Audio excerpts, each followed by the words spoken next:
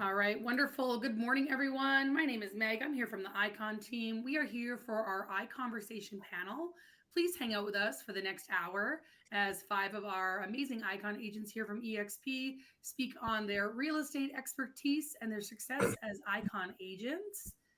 On today's panel, we have Charles Chamorro from California, Ricardo Hidalgo from Florida, Jacob Weaver from Washington, Diana Caldwell from Kentucky, and Scott Lissa from British Columbia.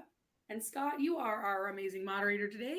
So all of you agents have a great conversation. I will be here to assist in any way in the chats, or if you need me, I'll just be over here. Okay, take it away, Scott. Excellent. Good morning, everyone. Once again, my name is Scott Lissa. I am from British Columbia, Canada. So this is going to be an interesting process because obviously I'm operating in a different country than the other great four Icon agents that we have here. But if you are curious, I am indeed an Icon agent. I operate on what's called Vancouver Island on the west coast of Canada. Beautiful little place. No, we don't get snow here. And if you're ever looking for an amazing place to come and visit, I definitely recommend that. But probably the best way for us to start, now that you know who I am, is if we can go through our panelists and introduce each person. Tell us a little bit about yourself and the market that you're operating in. We know it would be great if we knew what type of market that you're in.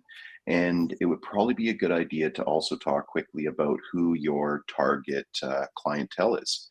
So why don't we start real quick with Diana Caldwell from Kentucky. Could you tell us a little bit more about yourself, Diana? Hi, yes, I am licensed in both Kentucky and Ohio. I'm located right on the Ohio River between Kentucky and Ohio, so we work both markets. I have a team here. There's 15 of us, and we serve both the Cincinnati area and Northern Kentucky area. And yeah, that's all about me. I've been with EXP for about 3.5 years. Excellent, excellent. And Jacob Weaver from Washington. Are we talking Washington State, Jacob? We are, yeah. I'm actually just down the road from you, and I was just at the Build 24 conference over in Oh, you did Vancouver. go up to Vancouver. Did you make it up there? Yes, I did, and it really is beautiful. You guys have got a great part of the world up there. So, a little bit about me. I actually have a slightly different background than a lot of agents. I actually came up through the investment side of real estate. So a lot of wholesaling. Actually, I started on the wholesaling side, then kind of moved to fix and flip type properties, and then I would say that between like 2015 to 2019, I almost exclusively just did creative finance type transactions, and so I definitely, my business now, it looks a little bit different than the traditional model, but my typical clients, we moved from kind of that investor world into to luxury real estate, made the transition back in 2017, 18.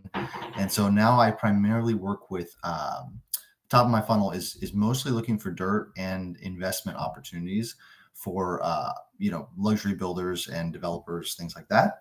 And so from there, we spin off our retail business. But that's where we're at now. We're in the Bellevue, Seattle market, and run a small team. Very nice area. Just a few people on our team over here in the Bellevue area. Excellent. And Ricardo Hidalgo from Florida. How are you today, sir? I'm doing great. I also run a very small team, 3 other individuals that are also very successful. We cover the Navarre to Panama City up to Mexico Beach area known as the Emerald Coast. Our business model is very simple. We have 3 main components. It's going to be the military market because we have Tyndall, Eglin, and Herbert Field. My dad's been in for 20 plus years. So that's about 30% of our business. The other portion of our business is going to be land acquisitions, renovations, and short-term rentals / depreciation. That's typically more of our affluent market. And then lastly, it'll be relocation just because our area of Florida is so popular. And I think one thing that distinguishes us from the rest of all of Florida is that we're very safe. And it's also a new and growing environment where you can actually buy new construction at much more affordable prices in Miami or other areas of Florida. Excellent. Really good. Okay. And Charles from California. How are you today, sir? I'm good, Scott. How are you? I am still waking up a little bit. I think I'm on the same side of the coast as you are. Yeah, I lived in British Columbia for like 6 months. Vancouver, Burnaby, Surrey. I love that place. Very beautiful. Oh, excellent. Yeah, I live in Chino, California, so my market is the entire Southern California region. I have a team of 8 people. We cover Los Angeles County, Orange County, San Bernardino County, and Riverside County areas, and we work with owner occupants, rental investors, and flippers. So my background is I used to be a computer engineer. I worked in IT before, so I leverage a lot of my technical knowledge to get myself visible online. I know how to recognize algorithms and how to get myself on top. Wow. And I also had a background in teaching. I was a teacher too of computer classes, so I use that knowledge to train people. So that's my background, and I'm a two-time icon Excellent. with Excellent. EXP for 2 years. Yeah. Okay, well, we have some pretty impressive people here on the stage. There's nothing more embarrassing than being a moderator that is in awe of the people that they're interviewing. But probably just to everybody in the audience right now, I do have the chat window open and I will be monitoring it. So if there's any topics in particular that any of these 4 people that you want to ask direct questions to, please let me know. Beyond that, we'll be going through some more top line questions that I think are kind of important about what's going on today in the real estate industry. But please feel free to put anything that you want into the chat, especially if we want to expand on something. Now, a good place to start, considering we're covering 4 different corners of the country, and I'm sure a lot of people are most curious when it comes down to how people have been dealing with the current market here in the summertime. A lot of people are saying that the market's rising, the market's falling, and I know it's all different in absolutely any area. But the biggest issue that a lot of people are struggling with are higher rates and how that's affecting their buyers' pools, not to mention even people who are potentially going to be selling something in the future. So I'm going to actually go back to you, Charles, right now. How has everything been affecting you this summer? How have you been seeing your buyer flow? And have you seen much effect about the higher rates affecting your clientele? Actually, I think I'm blessed. My buyer pool is still very well. I did 3 sales personally this month. 2 of them new construction, one resale, and my team has done pretty well with buyers. I have 3 listings right now, Mhm. and yeah, I'm getting traffic, but not too many offers. So it's surprising that despite the rates, the I'm still getting more buyer activity than seller activity here in And are Southern you California. and what kind of conversations are you having with your sellers right now? Well, for the new listings, I'm telling them that the listings are sitting on the market for longer. So I'm telling them we have to price them really competitively, maybe a little bit below the comparables, so that Hmm. we don't stay long on the market and it sits there, and then we have to reduce the price and it becomes a worse situation than if we price it lower, get a lot of activity and get it in escrow in a week or two.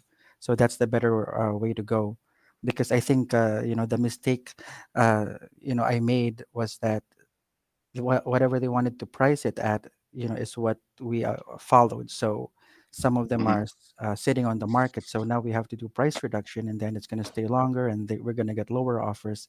So now the new listings coming up, I have a few new listings coming up. They're going to be priced at a lower than comp, and then hopefully we A get little better more success with those. aggressive. Because in the past, that's what I did too with my successful listings.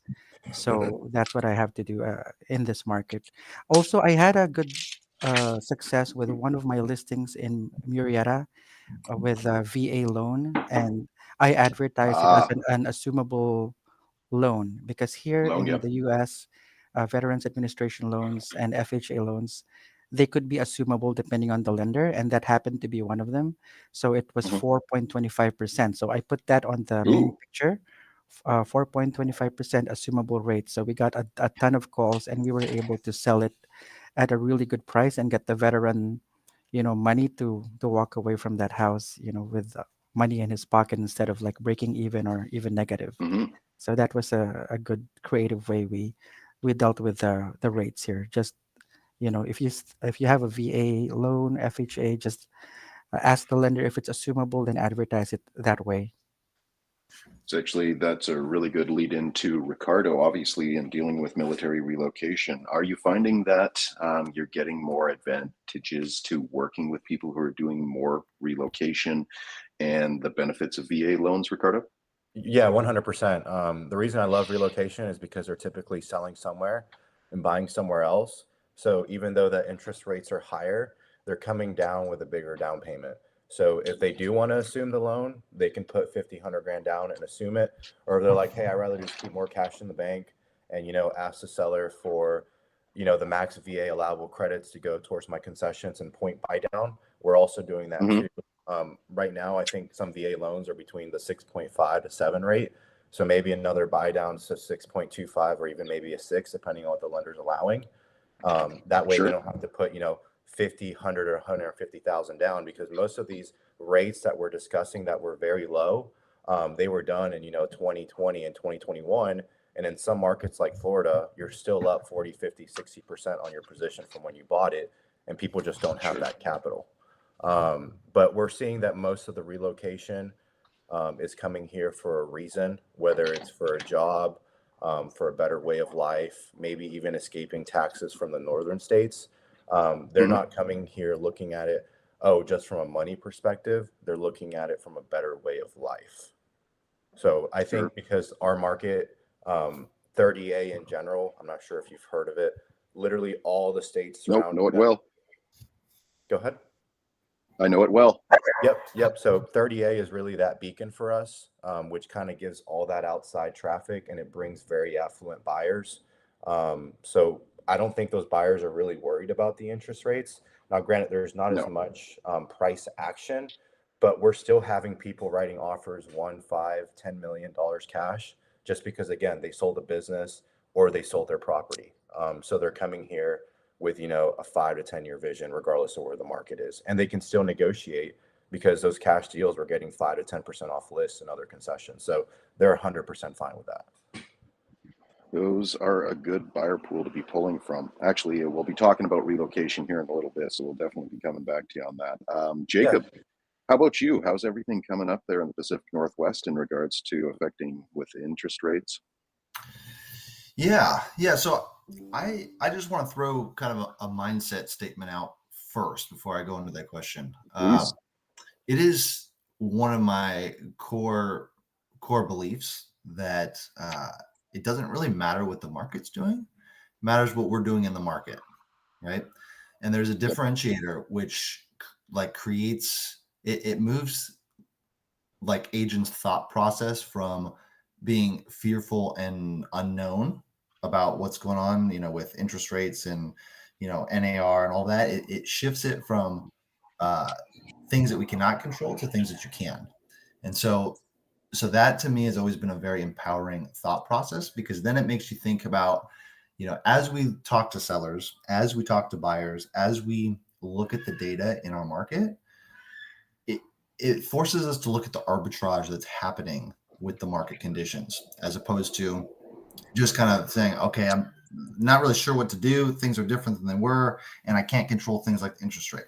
And so kind of changing the philosophy of how I communicate with people and our clients it's always changing, and it's always about the arbitrage in the market, in the current market conditions, as opposed to really caring what the conditions are. Does that make sense? Like we're always just looking at where's the gap of opportunity, as opposed to what's different than what it was 6 months ago. And so a lot of my conversations with my clients have much more to do about, let's look at your given situation, and let's look at, what do you actually have to sell, or what are you trying to buy, or what are your goals, and taking that and matching it to the arbitrage in the market. So that's really the basis for a lot of our conversations. I think it forces, for instance, going into a seller appointment, we were in a very momentum-based market, right? 18 months ago, 24 months ago, it was all momentum, super cheap money. It was flowing. And so it was a lot about timing. The arbitrage was timing. How quickly can you move? Now that we're in a skill-based market, the conversation of the arbitrage has just changed. It's okay, how much better can we position your property in knowing exactly who is going to buy it. And so on the seller side, I'm having a lot more of those conversations where, again, the assumable loan, that's a great example. We've been doing a lot of owner financing and loan wraps, Really? and things that are a little bit more out of the box that might apply to a seller's, a seller might be able to offer some really amazing terms, but they just don't know that it's available, and they don't know that the buyer demographic for their property really is needing that right now. And so if we can provide a positioning of the property that is different than everybody else, that fits the demographic of the buyer pool, then that's really powerful. That's really powerful conversation, and it converts on listing appointments way better than just, hey, I'm going to take great photos. We got a great marketing package. Yeah, of course, that should be a standard, but we can also position it with, these great terms or owner financing or creative structures that all of a sudden open up the buyer pool or double the amount of people that could come in and view the house, making it more affordable for them. So that's one of the things that I've incorporated into my business that converts really well in conversations, because it's different. It's different than what most agents are saying. Most agents are saying, hey, this is the struggle in the market right now. People can't afford things. People are slower to make decisions on the buy side. And I'm saying, hey, let's understand what the buyers actually need, and then let's tailor the solution based on the variables of the property. So Excellent. And sorry, skill-based market. I think that's something everybody should be talking about right now. Not everybody's just walking into deals and people looking to buying. It's going to be your skills, which we're going to talk about here in a little bit. But absolutely, I love that line. And Scott, there's something really empowering about that, please. Right? Yeah, there is. Honestly, it's up to you. It's always going to be up to you. Every day when I wake up, it's one of those things. I have a big light box on my wall that says mindset matters. And that mindset is always based on making sure that I have the skills to grow my business. And really, anybody that's sitting in the audience, you're making the right step, because there's a reason why we're on Icons on Stage. A lot of the things are second nature to us, but that's what we'll be going through, is some of the skills that we utilize to get us to this status. Right. Diane, out in Kentucky and Ohio, how about you? How's everything working out that way in regards to interest rates? We did have some buyers that are taking a bit of a pause, but we still have a really strong buyer pool. I love what Jacob said about mindset, because I think that's the one thing when you talk about skill-based business and people's mindset. Those are the agents that are going to be here 5 years from now, right? So, and I remember back in the day, like 2008, 9, and 10, when things were so tough, that was when I built my business. And I made so much money during those years because so many other agents just, didn't know what to do, or they were believing everything they heard. And, they weren't putting the work in every day. So yeah, it's definitely switched to a skills-based business, and that's in all kinds of things. And one thing our team is doing has been really working hard on role playing and learning exactly what to say and how to say it, and how to help your buyers feel comforted in the fact that they can make an offer with higher rates, and that it may just be a temporary situation and that sort of thing. So just trying to help buyers stay calm, get them off the fence, and help sellers more than anything price their homes right. Because especially this year, if you don't have it priced right, buyers aren't willing to take the chance of making offers on your house, and they certainly don't want to be overpaying for something right now. So I think that price conversation is the number one thing we're having right now. Excellent. Now, in regards to this, obviously we know what the challenges are, but obviously working within those challenges, even beyond the skills, and skills are learned to utilize tools. And Diane, I'm going to stick with you here. One thing that I found absolutely shocking. So the last conference I was in was the Toronto conference for EXP, where we discussed what tool sets were giving us the biggest advantage. And we were talking about very advanced tools and very advanced processes. But I was just sitting in on the last conversation, the last meeting they were having, and they were talking a lot about CRMs. And when we're in a situation when buyer pools are drying up or even sellers are less so, really what this comes down to is making sure that people have enough lead flow, enough people to talk to, that they can actually create the opportunities for themselves, really start utilizing and honing those skills by doing role playing and stuff like that. So Diana, what are you using right now to manage and reach out to your clients? Are you using a CRM system? What is it? How do you feel about it? Yeah. So we use Follow Up Boss for our Yeah. CRM, and YLOPO is our website. And then we also use Fellow. I don't know if you're familiar with Fellow Leads.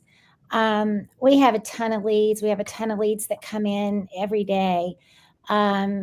It's really more about how you're following up with those leads, because you can get a million leads, and if you're not working those leads, then you're just wasting your time and money. So it's really more about your process on how you're following up with them. We do use, some of you probably have Follow Up Boss, but we utilize Raya on there, which is the AI assistant who's actually chatting with those buyers through text messages and that sort of thing.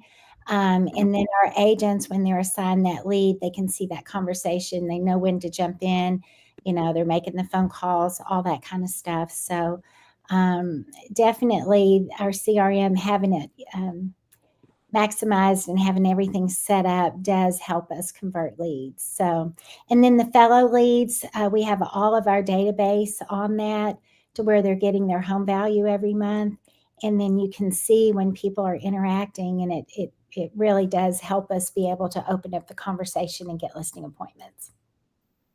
Are you tracking much to do with your conversion rates at all? Do you have any statistics like that?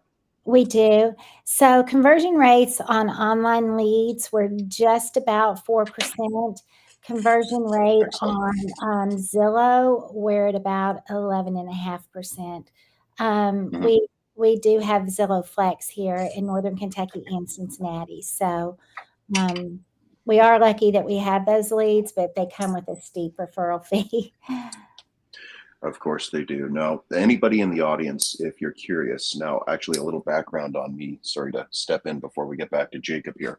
But actually before I was a realtor, I actually worked for a company called Real Estate Webmasters for quite a number of different years, where my job was to actually set up systems for people, set up real estate websites, everything to do with their HR or HRM, excuse me, their CRM, and actually train agents to utilize these systems and what to say.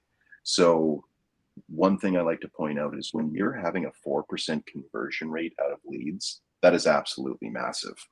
If you can think to yourself that I'm spending somewhere in the neighborhood of maybe $2,000 to $3,000 a month, and you're getting 100 leads, and that's turning into 4 deals, that's a massive return on investment. So 4% is quite impressive. Some of the highest I've ever seen is 7%. And I'm going to talk to you, Ricardo, about that military relocation here in a second. But yes, 4% is very phenomenal. You must have some really good systems and follow-up in place, Diana. Jacob, as for you, does it play? Are you using different systems in regards to luxury and your investor builders? Yeah, I have a lazy CRM. Some of you would scold me. I will say that. Okay. And part of that reason is that I've built the luxury side through the new construction route, and so I've got some I've cultivated over the last decade. It's taken a little while. Some really amazing kind of VIP relationships, which I actually for people getting started and looking to build really steady deal flow. If you've got like 1 or 2 really great investors or institutional buyers or family offices, something like that, that is a really good way to smooth out your deal flow and always have a client that you're looking for, right? If you need to put a deal in the pipeline, you always have somebody who's high enough up the food chain that will buy it if it's a deal. I think that's a really crucial component of our business. And so a lot of the relationships that I have are very, very personal when it comes to, cultivating new business. So I would say that most of my follow-up and my communication is actually, me on the phone. which is a limiting. It is limiting. I look at some people who run their businesses and are doing 300 transactions a year, and I respect it very much. But with the luxury side, I found that I can spend a little more time on very, very personalized messaging and communication. And with the higher ticket price, it works out. It works out. I don't necessarily need the same volume to have a pretty compelling business. And so that's just been my style. And, we're definitely implementing some more CRM type systems and follow up for the people that we don't know. And that's something that is a 2024 operations action item. But yeah, a lot of what I do is super personalized, deep connections with people, as high up the food chain as I can find, right? I'm looking for the people who are going to buy, 10 deals a year from me. And those are the relationships I'm kind of doubling down on. So a little bit different style. It's a little bit different style of, certain different markets. And obviously there's agents who have really great systems for follow-up and lead conversion, but I don't pay for Zillow leads, and I don't pay for online leads. Mostly a lot of what I'm doing is on the phone and understanding, who are the players that are buying consistently. And then from that, you get the back end listings, which generate leads. And that's where I pick up the retail business. Okay, excellent.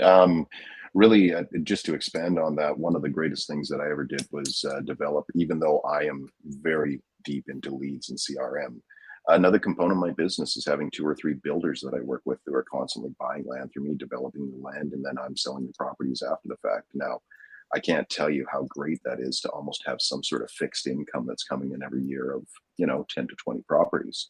But again, if you can get out there and slowly start networking and find those relationships and cultivate those relationships, those will be business structures that you can rely on for the foreseeable future, apart from any catastrophic events in the industry. But yeah, I've found the exact same thing. Yeah. And Scott, like to that point, even one level deeper there, it's really hard. Most agents have a really hard time planning their business cash flow because until you get nice, even consistency in your transactions, it's really hard to project, 2, 3, 4, 5 quarters away what's going to be coming in. And so if you do incorporate that builder component, then not only do you have somebody who can always, put something in the pipeline within the next 2 weeks, right? They're always looking for something. So you can always put something in, but for everything that you've put in the past, you can see, the trajectory of cash coming in, 9 to 18 months down the road. We've got certain land deals where we've been in escrow for almost 2 years, right? Oh, wow, okay. But with that being said, you can see cash coming in 24 months from now, and that helps you really plan, like, okay, are we going to grow? Are we going to add a different system? Are we going to bring somebody on a hire? Are we going to, add a VA? Like all those things, if you have kind of that pipeline filled, and the longer you can project it out in time, then it allows you to use that capital. Yeah, you can make decisions a little bit differently rather than just trying to figure out where your next deal is coming in the 30 days. So it does help with business planning, getting some longer tail escrows. That definitely helps us. Excellent. Now, Ricardo, sorry, you speak a language that I absolutely love. I love relocation. That's what I do here in my very, very unique market. I assume because you have people coming from elsewhere, you have some systems in place to help keep them engaged and get them down there to actually eventually buy a property. So please, what are you using, Ricardo? Oh, it's very simple. Half of it is organic and half of it is paid. The organic side is pretty much all of our socials. So if you look me up, Facebook, Instagram, LinkedIn, Google profiles, you'll see a bunch of reviews and a bunch of videos talking about different areas, things to do, properties, what these things offer. So I'm really just kind of like selling a lifestyle. And then as I'm paying for the paid marketing, they see all these things on my profile. They kind of already vet me. And then pretty much they'll make a Google call. It's like a Google LSA service. It'll get screened with one of my VAs. We'll get all their information to make sure that they're legit. Hey, this is what they're looking for. And then Google will charge us for a lead.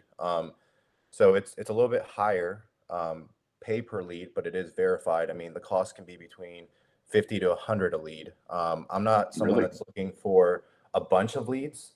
I'm someone Hmm. that's looking for a very target niche, higher intent. I don't like a bunch of lead distribution. I rather just have higher intent leads, less calls, higher connections. So that's kind of what we're doing on the paid side. And then I've been doing this in general for about 5 years. So I've already built relationships, whether it was with other personal PCS members. Like I have some officers that are certain bases, right? That control a certain lab. So they used to live in our area. Now they're at this base. So they're sending me everyone from this base. I just joined two military PCS groups for Eglin and Tyndall, right?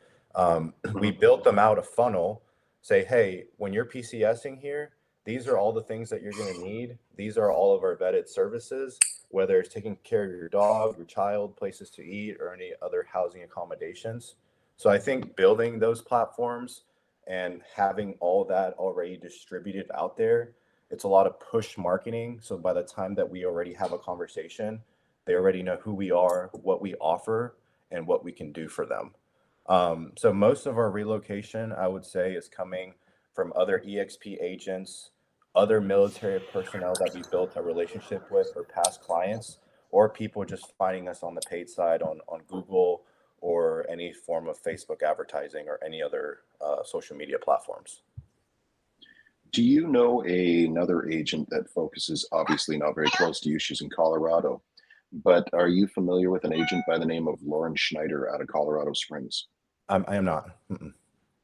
You definitely want to write down that name in militaryhomesearch.com, and you want to look her up and you guys want to connect. She recently transferred over to EXP. Actually, I guess it's been about a year now, but I think you two could have some amazing conversations. You said Laura Schneider from where? Lauren Schneider. Uh-huh. She is probably one of the most impressive women I've ever met in my life. She didn't, never mind what real estate agents I've ever met in my life. Never mind. She just, it's amazing what she's done with military relocation in that small town. She absolutely dominates. And she came from nothing. I would say she's been in the industry about 8 years or so. Just Okay. absolutely dominates. Beyond impressive. Husband deals with VA loans. Sorry, people, but this is how business is done. Somebody tells you what they do, you look for the connection and you make those connections. Help people, they'll help you in the future. Now, Charles, Yep. and sorry, actually, Ricardo, just going back to you, what are you using for a CRM? I'm using KV Core, and then I have another app called High Level. KV Yep. Core is where I keep kind of like all my clients are already vetted or looking for something, so I'll send them like weekly emails and stuff. The app High Mhm. Level is a VA-based, AI-based lead generation company that focuses on buyers and sellers, and it qualifies them. That way, I'm not Mhm. spending my time, calling a million people. We just get the top 20% of that list, and then they transfer it over to us. So it's kind of all automated. Sure, absolutely. Okay, Charles, how about you? What's your systems? Well, for lead generation, we don't pay for leads. So what I did was I created community groups on Facebook and also group chats on Instagram of the groups I'm in. So on Facebook, I have groups like ranging from 10,000 to 70,000 members, and I'm the admin. And I hired a bunch Wow. of moderators. So I encourage people to post things about the local community, and they do actually. And then in between that, I post my real estate activity, my just sold, just listed, and then I become visible as the realtor in the community. And I do get clients from those groups, and also I try to contribute as much as I could to the community because I discovered that people won't work with you if you don't give them something first. So for example, my gym, I go to an MMA gym called Millennia MMA, and I recruit students for the gym. Hmm. So when the owner needed a bigger gym, so we were in a 1,600 square foot facility, he needed a 3,900 square foot one or a 4,000 square foot one. So he used me as the agent to find the gym a new location. But we had other realtors in the gym. But since I was the one helping out the gym, recruiting people organizing Sure. events, paintball games for the gym.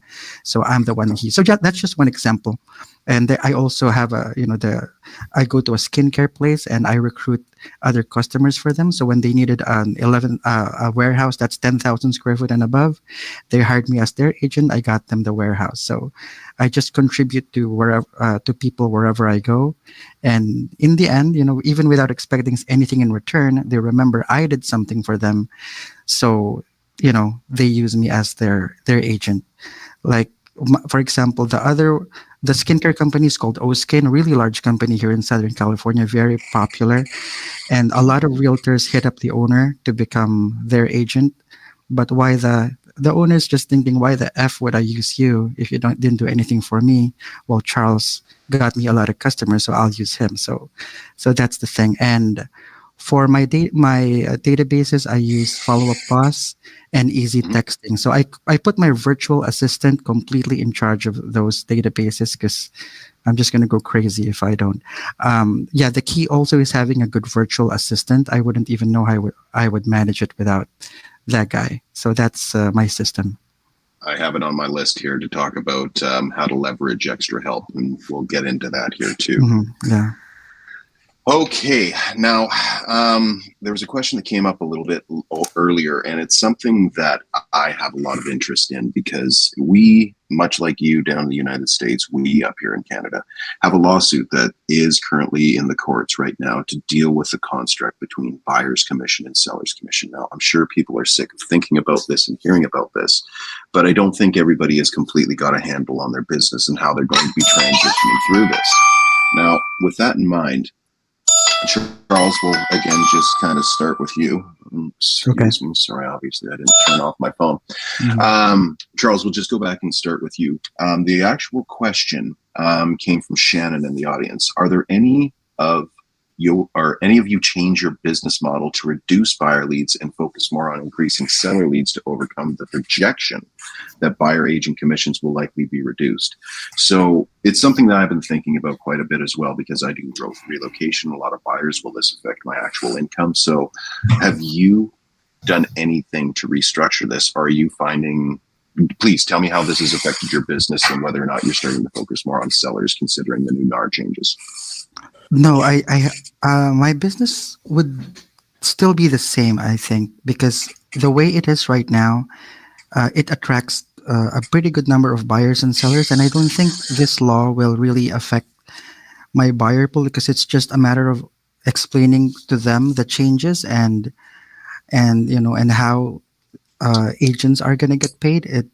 People will still buy homes, and people will still need buyers agents to guide them through a very stressful uh, time that they have a lot of unknowns about. So they would still, consumer behavior will take a lot of time to change, and I don't think it would change very much, if at all, here in the Southern California region. I'm not seeing, this has been on the news. This has been all over the news, and the buyers and sellers that we are working with every day, I think I have only one ask about it, and the rest either don't know or don't care, or yeah. But in the future, It's amazing. if we notice any changes, for example, the amount or the volume of buyers go down, then we might shift to focus more on sellers. But right now, we're just gonna be status quo. We're just gonna do business as usual, as if they're not doing anything, as if there's not gonna be, because it's just a matter of moving things around. It's just putting the old wine in another bottle. So yeah, I think the more Old wine in another bottle. yeah, I like it. the more we talk about it, the more we fear it. I see a lot of other agents like posting about it on their own social media, like, being very defensive about it, and their consumers are also becoming afraid. But me, I'm very nonchalant about it. If somebody asks me about it, I say, oh yeah, we just have to change our paperwork. But there was one time a seller asked me about it, and then I just told them, oh, we still need to attract a lot help from the real estate community. There are thousands of agents in our area, and if we don't offer them compensation, we might not be able to get help from them, and the home might take longer to sell.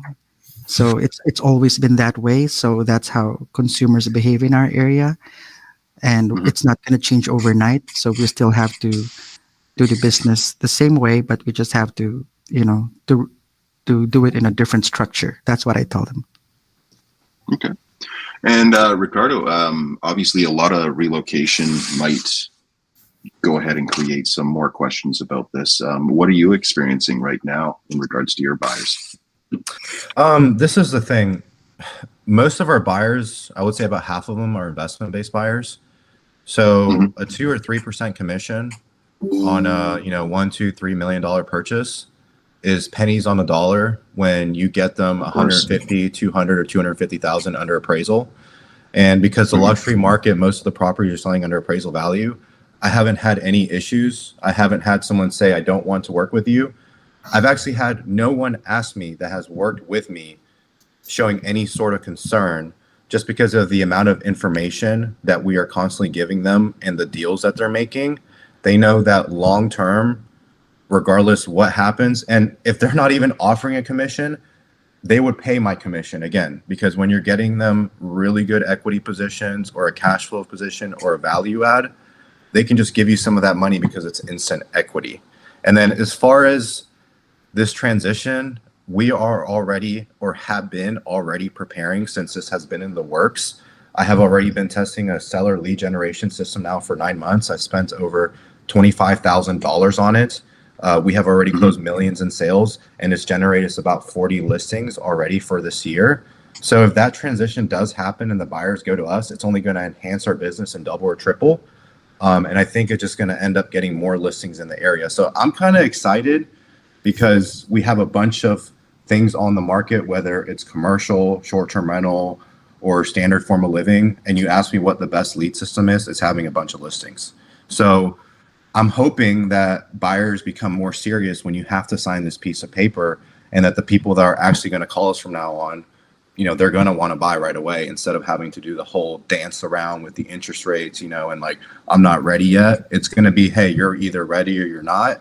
And are you going to talk to me directly, or are you just going to hire someone else that may provide the similar amount of value? Excellent. Yeah, no, it's actually, this sort of law in some way created its own form of qualification. I can't tell you how much. Yeah, I can't. I see a lot of opportunity too. Yeah. I think this law is literally the best call to action possible, beating any form of script. We're not going to need a script anymore, really.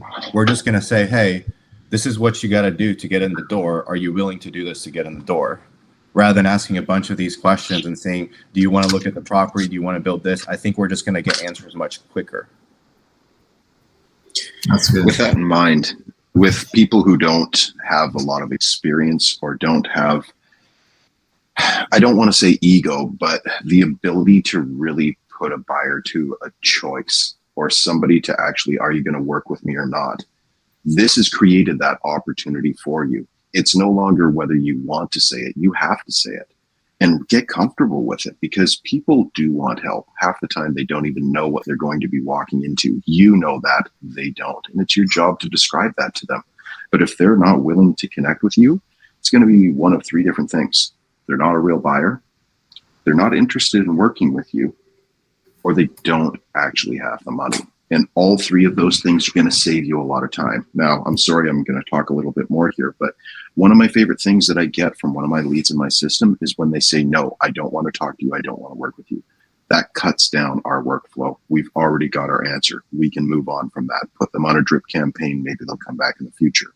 But qualifying your people before you waste a ton of time on them is one of the most valuable things you'll do for your business in the future once you start having those opportunities. So, Jacob, as for you, you obviously, again, you are very niche here, so I'm assuming this is going to be similar to what Ricardo's saying, but please, Jacob, your thoughts. Yeah, similar. I'm seeing actually two trends in our market, which, going back to understanding the arbitrage, like where's the opportunity, where are the gaps in the market? There's 2 really big ones that I'm seeing in our market. The first one is that there is a subset of buyers that are very comfortable with dual representation. And so I've been picking up a lot of dual rep sales in the last 6 months for listings that I have. And so part of the reason is that they're just going to open houses and they're just saying, hey, I think I can get a more direct line of communication, or maybe a better deal, or maybe a commission, pickup on working with the listing agent. And so I'm having a lot more at bats with dual represented opportunities. And Wow. so Excellent. for states that allow that, I would say that is a skill that you have to handle those conversations differently, right? You present information differently, you structure expectations differently. And again, that's a skill. Dual representation is a skill that's a subset of what we do. And if your state allows it, then I highly encourage you to get good at it and understand, where the lines are and how to best communicate expectations and, fair transactions with your clients, because I do think that's a bit of arbitrage where you can pick up both sides much more often, at least in our market. So that's the one spot that I'm seeing. The other on the buy side is that, and this might be more true on the luxury end, but my experience has been there's a lot of people, especially with inventory. Like, we still don't have a ton of inventory in our market. It's more than it was, but things are moving fast. If it's priced well and if it's good product, then it's still moving fast. And so there's a lot of buyers who are open to buying if it's the right thing, and they've been looking for a long time. And so that opens up another bit of opportunity. And I am utilizing non-exclusive agency agreements a lot. And other agents are pushing to get exclusive agency relationships.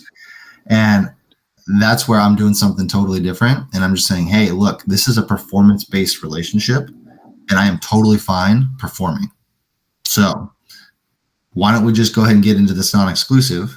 It gives me the opportunity to then go look for them, right? And it's frank, I think that there's a lot of agents who probably don't work as hard as they should for their client. And is it fair to the client that they're locked into an exclusive for 180 days or 90 days? Like, I don't know. I don't know. I don't think it's a good fit for every buyer, and I don't think it's a good fit for every agent. And so I'm taking advantage of that and just saying, hey, look, I will find you the product, off market or otherwise. I will find it, and that's why you should sign a non-exclusive with me. Let's just get started. Let's not worry about you feeling locked in. I'm not going to lock you in. If I bring you the deal, then you write it up with me. And that's working really, really well. I've probably picked up, I don't know, in the last 3 months, probably $25 million worth of buyers on non-exclusive. And nobody else is really doing it, especially on the retail side. And on the investment side, non-exclusive we use all the time, because most investors are not going to just work with one agent. They're going to look for deal flow. So we do that with investors all the time. And so just bringing that same strategy to the retail buyers, if they can't find something, then we have to be proactive. We have to use our skills to actually find the inventory that's a fit for them. And I'm totally fine doing that on a non-exclusive agency agreement. With that being said, I am charging more for my off-market opportunities than things that are listed. So I'm actually getting a premium on the buy side for a non-exclusive when I bring an off-market transaction. So I'm using that in my business, and it's working really, really well right now. So depending on your market, I think I have it figured out. So you're subverting expectations, then exceeding them. I'm just saying, I'm saying, hey, I'm willing to put my money where my mouth is, and I don't need an exclusive. You can work with whoever you want, but I'm going to find the deal faster that's a better fit for you. So, that's something else that has come up with a lot of the meetings that we've had for coaching different individuals. And sure enough, this is going to be a question a little bit later, but last night I was up till 11 o'clock writing contracts. That morning I was at the door at 7:30 to go view properties over on an island off the island that I'm currently on. And really what this comes down to is people are always going to be impressed when you can find things that they couldn't find for themselves. That's our job. That's what we're here to do. So again, you shouldn't have any fear if you're the hardest worker out there. You're going to find that profit every single time because those are the people that others want to work with. So that's absolutely phenomenal. Okay, excellent, Jacob. Diana, how about you? Are you doing any sort of shift? So our team has always gotten the exclusive buyer signed, and our agents were just trained from the beginning to do that. So we always said, especially like with the Zillow leads, we would give them one showing. And then we, if we don't have a buyer consultation with them prior, we'd give them one showing. And then we need to sit down with them and go through the exclusive buyer agreement, have that signed, as well as everything else, just do a full buyer consultation. Going forward, the biggest change we're going to have is really our conversation with sellers, although, it's always been a choice as to whether they paid that 3% buyer's agent commission. I guess most agents weren't always as transparent with how it was all paid. We were always transparent on our net sheet, but now our contracts have it separated out, whereas before it was just a total percentage. So that conversation, we've already changed our conversations with our sellers to where we're having those conversations already, and we really haven't had any pushback on that. So I can't say that we've had too much of a change on how we're doing things, because we've always kind of done it that way. Are you fine? And you said as much as the conversation as it has to legally change with your sellers, though, they're still understanding the value of providing that to a buyer's representative, some sort of commission. Yeah. We have not had there's not been one listing that we've taken that hasn't had the buyer side in it. So, we may have more pushback from that later on. I'll say our area we're a little slow to catch up with the rest of the nation sometimes, but, we really have not had too many questions and too much pushback at all. I haven't had any with sellers. Sometimes people need to understand that a lot of what we see online and the way that people are reacting to things are from reactionary people. And it's a small percentage of the population, but these are the people who will go ahead and take time to make memes and make everything seem much more self-consuming than they actually are. And even though this has obviously been a major disruption to your industry, and I'm going to see this in my industry, in my country here very, very soon, the fact of the matter is again, people need good representation. And as long as you're explaining things to people in a very professional manner, they're going to understand. And again, if those people don't understand, they may not be willing to work with you, and that's fine. Don't focus your time where you're not going to see any return. But from the sounds of it, everybody is still just cruising along as they are. So anybody that has a lot of fear or seeing a lot of pushback in the industry, likely those things will tamper down over the next couple of months and be just a memory by next year. So continuing on with our conversations here, I hate to say it, top level concepts within the industry right now. I know this is what has been dictating a lot of my time and research and basing my skills. AI, this is going to be the way of the future. It's going to be replacing a lot of different people's jobs out there in the future. It's also going to create jobs. But right now, it is the thing that is creating a lot of opportunity for people who are utilizing different real estate systems. So again, Diana, to you, are you guys utilizing any AI-based systems to help you with lead follow-up? Yeah, we have AI connected to our follow-up boss. It's a chat bot that's called Raya, and and she does warm people up for us, keep in touch with them, that sort of thing, and then we can go back into our follow-up boss and see what the conversation was, and it alerts us if we need to jump in. And are you seeing a higher return on engagement from this tool? I do, because I think a lot of people think it's actually our agent talking to them. And by the time the agent jumps in and talks to them, then they just think they've been talking to them all along. Now, some people will know that it's not, but it's pretty good. Is it operating 24 hours a day, like is having late night conversations with people as well? It does, yeah. Excellent. And No, actually, that's she actually introduces herself like as, and it's funny because some people do think they're talking to the agent, but she does introduce herself as the assistant. Like I'm Allison's assistant. My name is Raya, that sort of thing. mhm. And then she'll say, well, let me connect you with Allison. I'll have her give you a call, after they get to a certain point. So.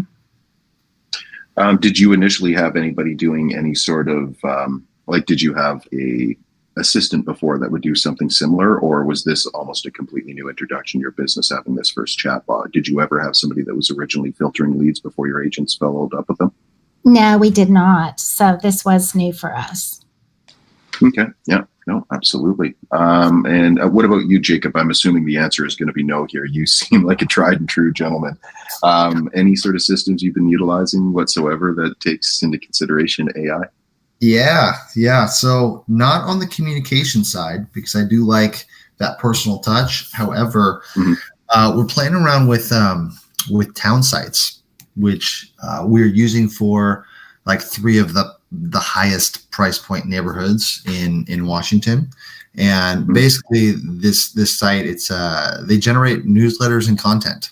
And so super individualized type articles that are very specific to the actual neighborhoods for people that are living there. And so we're generating kind of high-end luxury content basically every day. It like is pumping out articles. And so we're playing around with that to try to figure out how we can kind of build that long-term touch point, just providing value and just building kind of community content using AI. So using it in that way versus actual communication directly with buyers and sellers. So we're just using that as a way to get into people's inboxes in a non-real estate sort of way, just owning like mayor of the township. That's kind of the philosophy there. So we're playing around with it. We've been using maybe 30, 45 days so far. I don't know. Is it a high cost to utilize? Are you finding? Well, I guess you're still in the beginning stages of this, but is there a cost to use this system? There is. It's $500 a month per neighborhood, but there's some other cash flow plays on it as well as ways to generate income from it. But in the price points that we're talking about, if I can, spend $6,000 a year per neighborhood, I mean, one transaction blows that out of the water. Per neighborhood. So, yeah. Yeah. So it's kind of investment is there. Yeah, it's a long play for us just to build that and kind of get our foot established in these three pockets and have a long-term effect with kind of neighborhood content. So we're playing around with it. We'll see how it goes, but it looks promising so far. Yeah, it sounds like a really more organic kind of play in it, but still utilizing technology. So yeah, I really like that. I'm taking notes myself here. Now, it seems that the end of our panel here is going to be a little bit more techy. So Ricardo, I'm super interested to hear what you have to say about AI tools. So I currently do use an AI system. It's like the system in general is called click to closings, and then it has a bunch of different attributes that you can do. Obviously, it's like a management system. They create the ads, the word copy, everything, etc. I don't put the clients that already had a conversation. This is more for lead scrub and nurture. So what I recently just did is that any of the leads that we've tried calling, emailing, texting over 15 times in the last year that haven't gotten a response, we put it into the system, which does email and text marketing. And depending on the response of the person, the AI will actually say, oh, okay, are you looking here? Oh, if you're not looking here, you're looking in Texas, right? Is there any agents in Texas? So it's a referral based system, and it gets us the answers, whether they're looking here or they're looking somewhere else. And I've gotten 3 referrals from it. And I think just in the last 14 days of using it, we probably gotten at least 50 lead answers that we haven't been able to get for the last year. So I kind of do that just to organize the database, and that's kind of like the end of the funnel, the colder leads, to see if we can pick anything out before we're just completely done with that distribution and kind of move on to another set of clientele. But we kind of do that in general. It just really depends on how hot the lead is. But we definitely want them to run it through that AI system right away, because if I'm in an appointment, the AI already knows what to say and what to do, and it funnels it in. So I can just schedule the meeting right after, or I can call them after the phone call. That way, no one's beating me like speed to lead. And like the reality is too, what people don't understand is that when someone clicks something, the chances of you connecting, via phone call right away, it's probably not going to happen. They're going to voicemail you. But most of the times they will read your email and your text. And then that's kind of where the conversation starts, because they're like, hey, I'm not getting harassed right away by a salesman calling me, trying to ask me for a million questions. Like, some people just feel more comfortable, communicating through a text or email dialogue, especially in the beginning. Sure, absolutely. Are you finding that your systems at all, as you said, the warmer lead, the better, but are you finding for scrubbing your older leads through your system, is there any effect, or? Yeah, I mean, I use it for all of it. I mean, it's mostly for the older leads or the tougher ones, because we want to get a response. Because typically by the first 7 touches, I would say that 50% of the leads already respond by that time, which is like a week or 2 mark. That's without the AI. That's just with the agents reaching out, or just like the video, email, or text message marketing that we're doing. So if we don't achieve that, then we immediately bump them over to a more prolific or fast touching system that's going to be there at the immediate moment that they respond. Because it seems like some of these leads are harder to get a hold of. They're working certain hours, or for some reason they don't like to answer the phone within these time periods. So sometimes I don't get the responses till like 7, 8, 9, or 10 at night, and I don't want to be on my phone doing that. So it just does it for me, and it kind of gives me like a general overview for tomorrow, and it'll say like, hey, these are the best times to call, forms of communication, this is what they're looking for. And they kind of already sent them a list of like vetted lenders or whatever they needed at that moment before they get on a call with me. Okay, well, I'm taking notes, but obviously not quick enough. Could you repeat that system's name again? It's called Click to Closings. And just to let you know, they only do exclusives within X mile radius. So there's not an agent in my area that can come in and say, hey, I want to do this, unless they're within like X amount of miles out. So that's another good thing about that system, because I'm not competing like Zillow or Realtor. I'm building a relationship with a marketing group that's expanding my network, and also securing, my security, as far as no one else can come in and do this or replicate that system. That's excellent. Yeah, exclusivity agreements in certain area codes are always phenomenal, especially if it's a good technological partner. So That's the number one thing I ask and look for when I'm, comparing all these, lead referral companies, is the exclusivity and the relationship portion. Sure. So. Excellent. And Charles, of course, with your background in IT, I'm definitely curious to hear what you are implementing right now in regards to AI, even though it sounds like a lot of your business is personal. Yeah, but we do a lot of marketing, and we are exploring AI. We're just testing different software like in video AI, since our Synthesia, to create explainer videos, market updates, or listing ads. Because with AI, you could do it much quicker. It's easier to do, and sometimes it's even better quality than if you have like actual people filming, us talking. And it's more attractive, engaging, and fun to do those. So, and of course, the chatbots too. We're exploring how to program the best ones for our databases and our social media platforms. So my VA is pretty tech savvy, so I'm having him do some testing, and I show them to me, and then we're going to decide what the best tools are. And our target is by September we have a pretty good solid AI platform that we could use and roll out. Excellent. Okay, well, we're starting to run a little bit low on time here, so I'm going to ask the audience now, if there's any other questions you guys have, please let me know. If not, I'm either leaning towards asking a question about video, or really just asking if we have any final pointers from our icons on how they reach that status. So anybody in the chat, anybody in the audience, is there any final questions that you might have before we run out of time? Going to count down while I'm looking at an audience full of robots here. I think you mentioned leverage. Yeah, that's the other part I was going to talk about. Was video and leverage, but doesn't look like anybody else want. Oh, it might sound silly, but why not using KV Core? Um, Honestly, I think a lot of people need to understand that tech is going to be relative to what you're most comfortable with using. Whether something's free or not, it may not be the right system for you because other tools that you're going to be utilizing. But KV Core is probably one of the best lead systems that I've seen out there. There's no joking around with that. Really, it's not just about the system, though. It's the other components that you're plugging in. So, Rhodesia, I believe it is Rhodesia Luca. It's not silly. Actually, in a lot of situations, people will run multiple different platforms, but KV Core is a very strong system. Um, Tell you what, we might have time to circle around to that one in a second, but yeah, let's talk about leverage. I do agree with that. Leverage kind of plays into video as well. Um, Charles, your virtual assistant, where's your virtual assistant based out of? He's from the Philippines. Yeah, and what sort of tasks do they do for you? A lot of it is lead handling. We receive a lot of leads, so he answers them, puts them in our database, runs them on different campaigns, and he calls them too to follow up. We Hmm. have uh, and he does marketing too, posting on social media, creating social media content.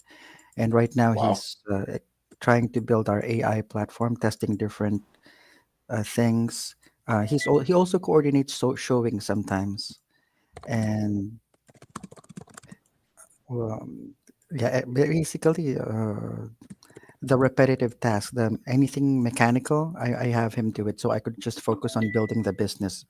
Sitting down on with listing appointments, talking to buyers, talking to developers, and all Hmm. that. Yeah, so that's just what he does, and May we it's really, ask how much yeah. you're paying your virtual assistant on a monthly basis? I'm paying about, so 369, about 1,000 a month.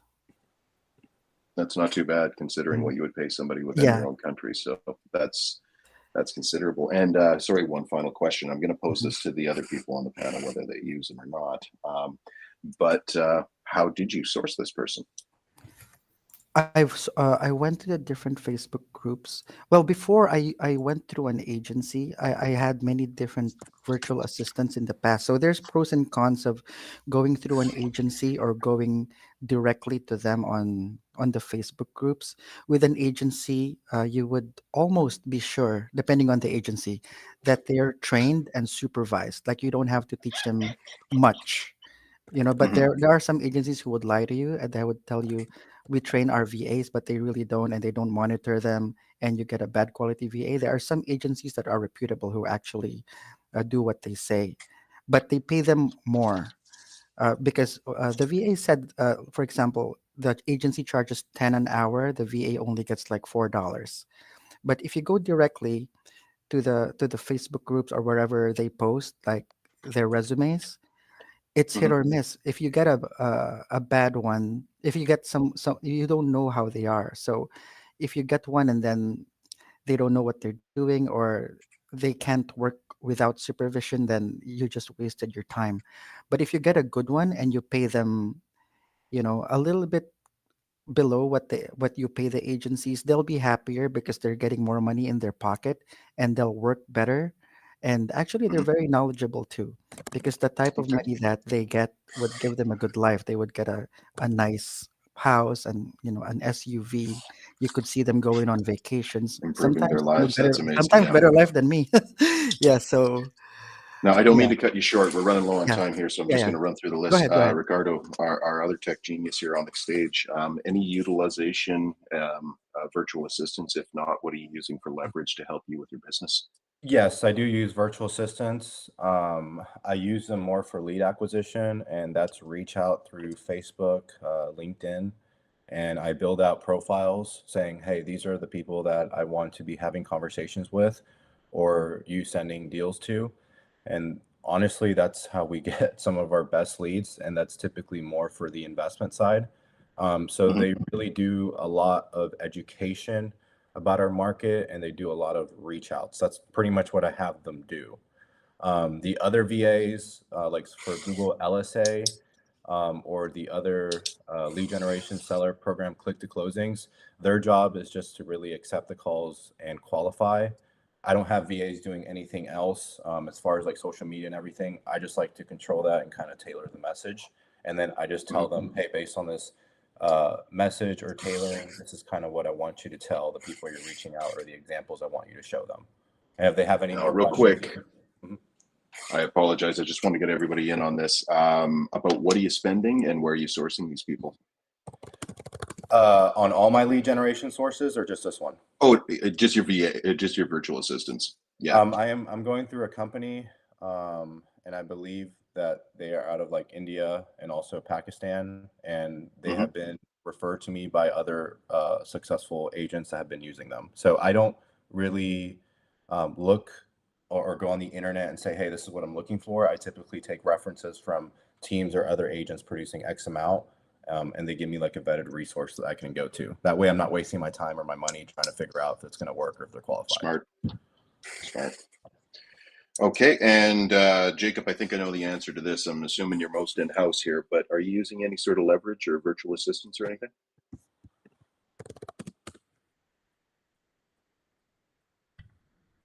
I think Jacob had to take off. Scott. Oh, okay. Sorry, Diana, do you want to jump in here? Any leverage that you're using for virtual assistants, or is it all in-house? No, we do not use virtual assistants. Ours is all in-house. Okay, and that is a good way to go if you can. Well, we are getting towards the end here. I think I'm supposed to have another person that is somewhat controlling the meeting here, even though I'm supposed to be moderating it. Yeah, no, So I'm here with you, Scott. Oh, excellent. There you are. Yeah. Sorry, I lost you. That's okay. Don't apologize. This was an amazing panel. Thank you all so much for being here. Thank you, Scott, for moderating. Those were bountiful, amazing questions. I learned so much being here, even as a staff member at EXP.